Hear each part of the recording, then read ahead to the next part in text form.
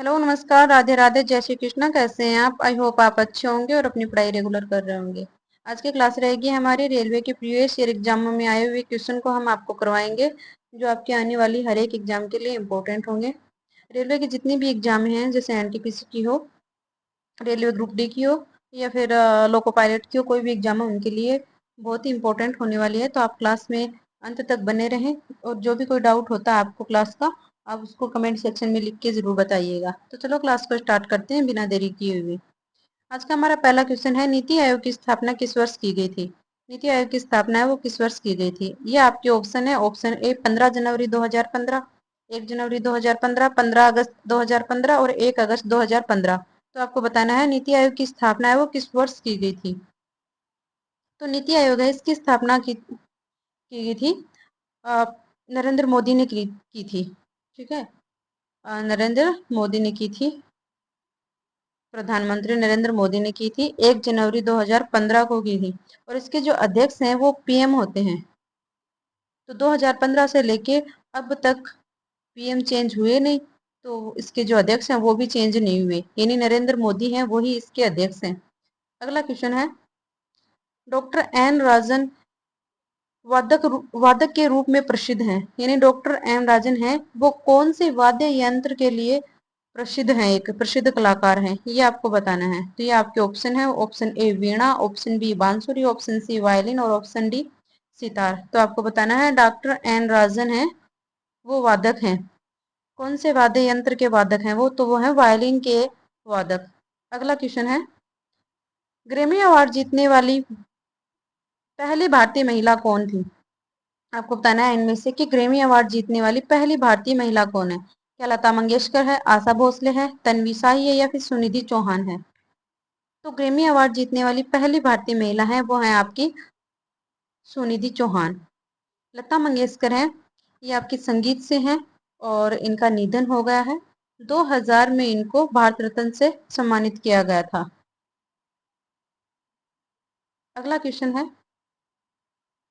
कोणार्क मंदिर का निर्माण किस वंश के शासकों ने किया?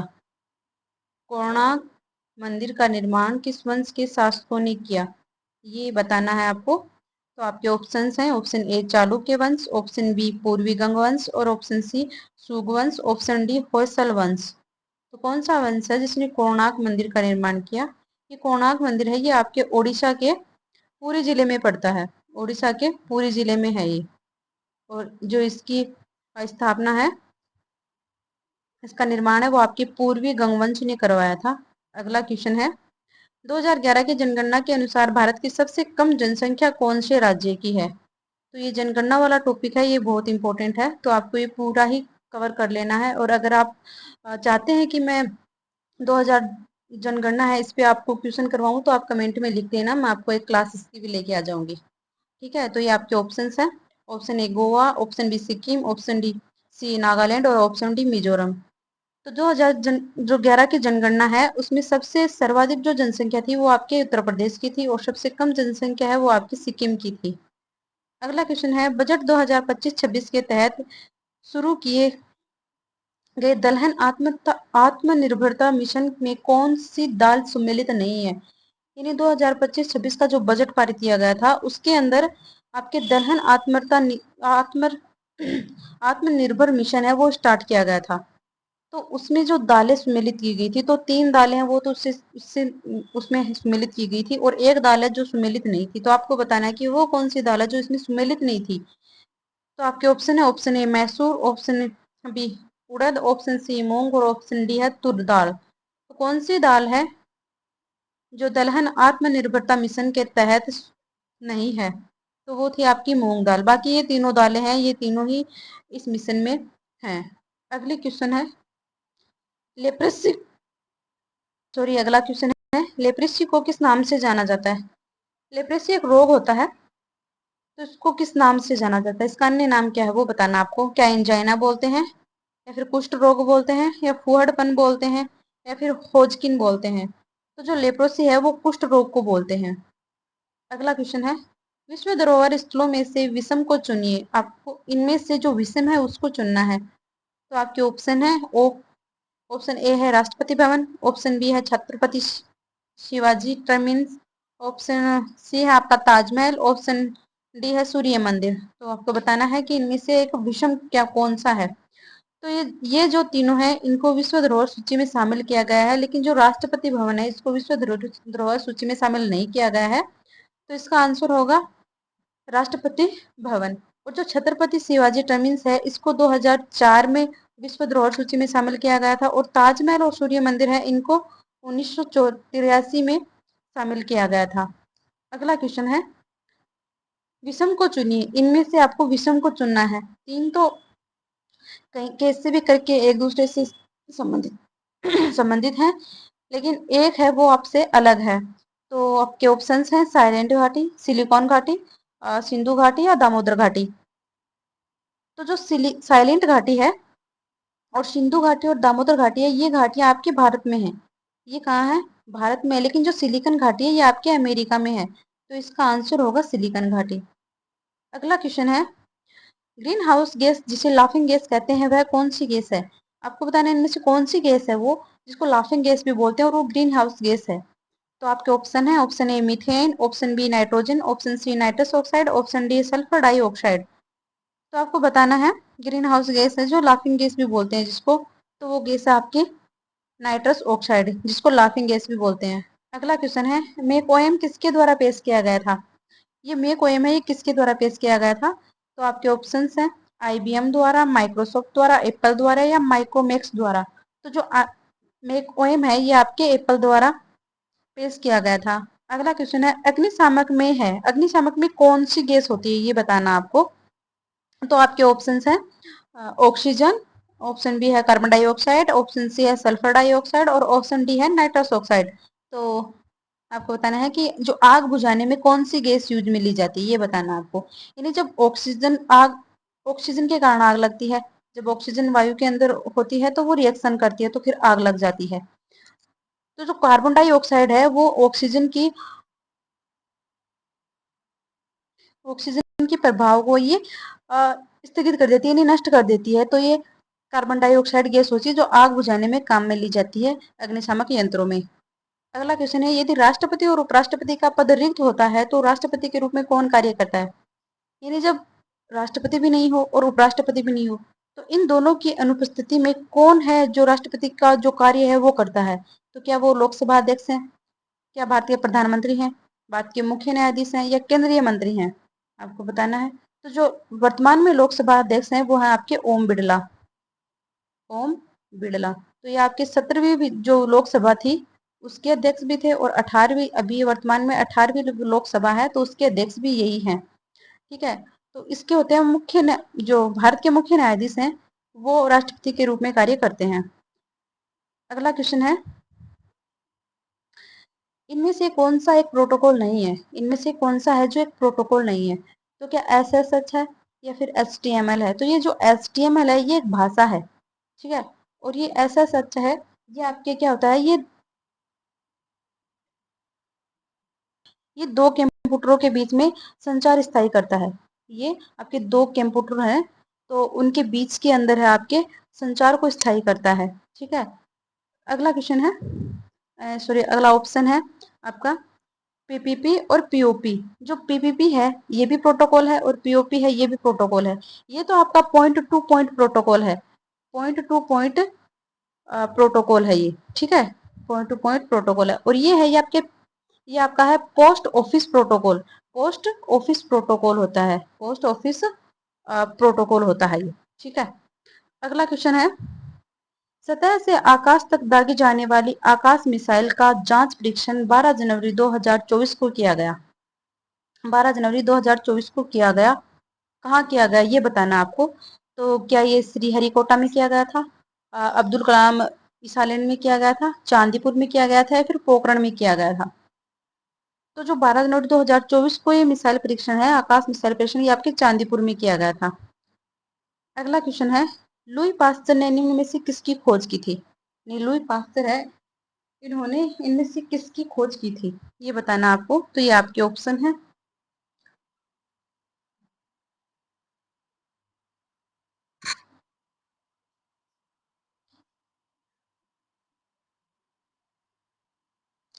ऑप्शन ए पोलियो के टीके की, चेचक के टीके की, मतलब छोटी चेचक के टीके की, और चेचक के टीके की, या रेबीज के टीके की। तो लुई पास्चर है, इन्होंने आपके रेबीज के टीके की खोज की थी। जो पोलियो का टीका है इसकी खोज की थी आपके जोनास साल्क ने, जोनास साल्क ने की थी, जोनास शाल्क ने की थी।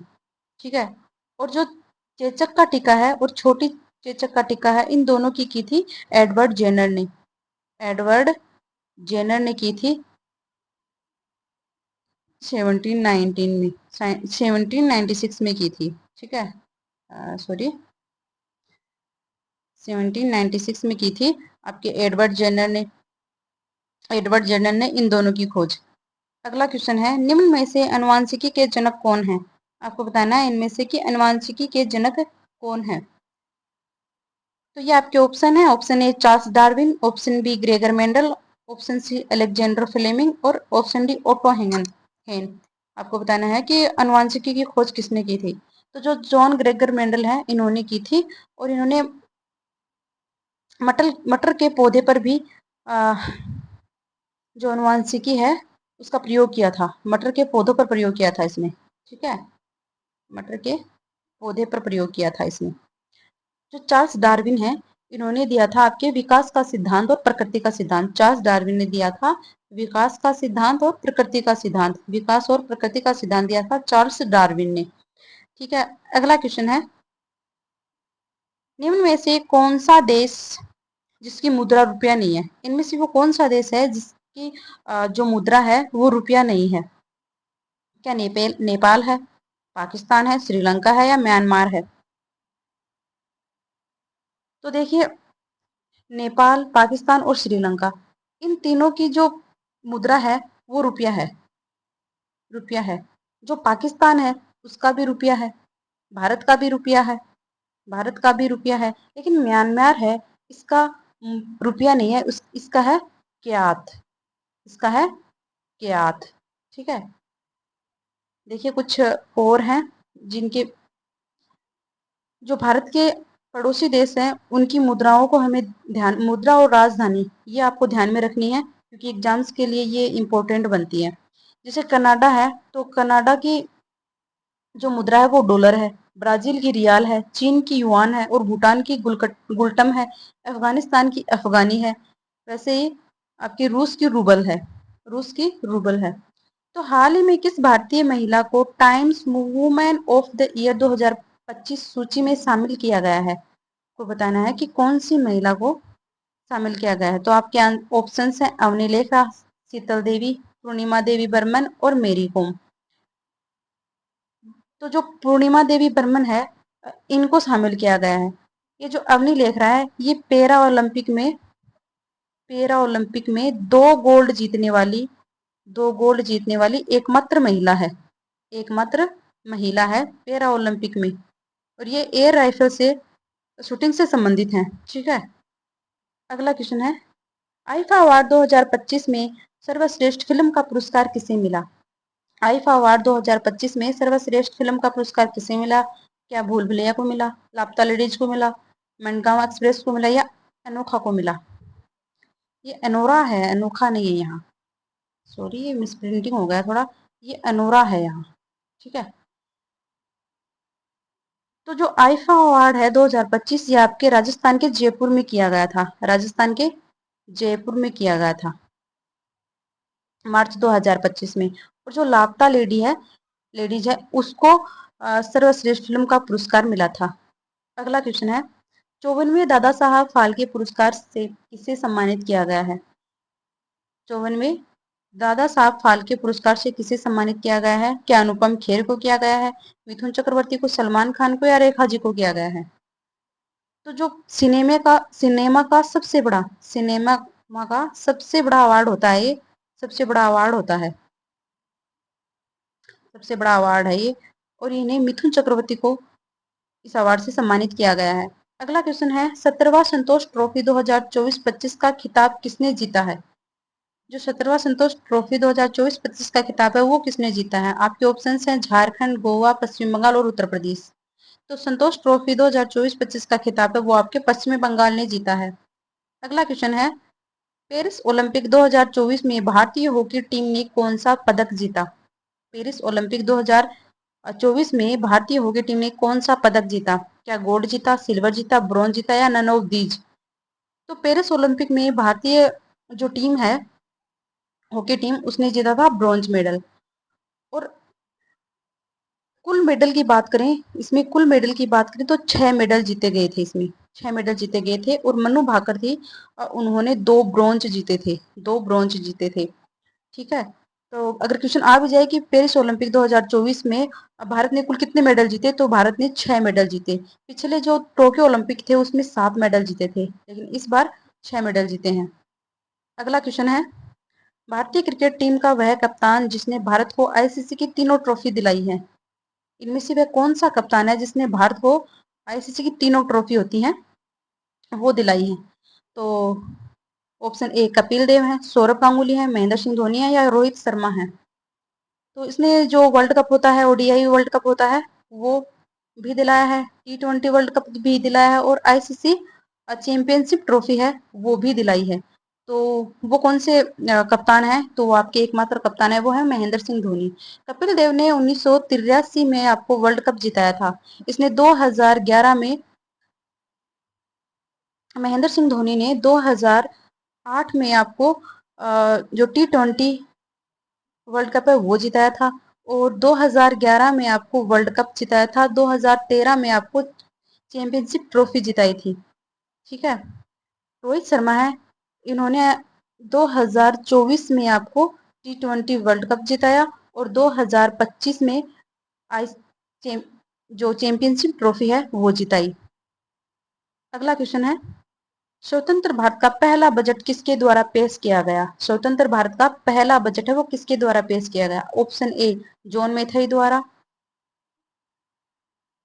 ऑप्शन बी षणमुख शेठी द्वारा, ऑप्शन सी पंडित जवाहरलाल नेहरू द्वारा और ऑप्शन डी है डॉक्टर राजगोपाल चिदम्बरम द्वारा। तो जो पहला स्वतंत्र भारत का पहला बजट बता रहे हैं वो किसने पेश किया था? तो वो किया था आपके षणमुख शेठी ने। तो आपके 25 क्वेश्चन में इसमें से आपके कितने क्वेश्चन सही हुए आप कमेंट में लिख के बताना। और आज के लिए इतना ही, मिलते हैं अगले क्लास में, तब तक के लिए धन्यवाद। जय हिंद, जय भारत।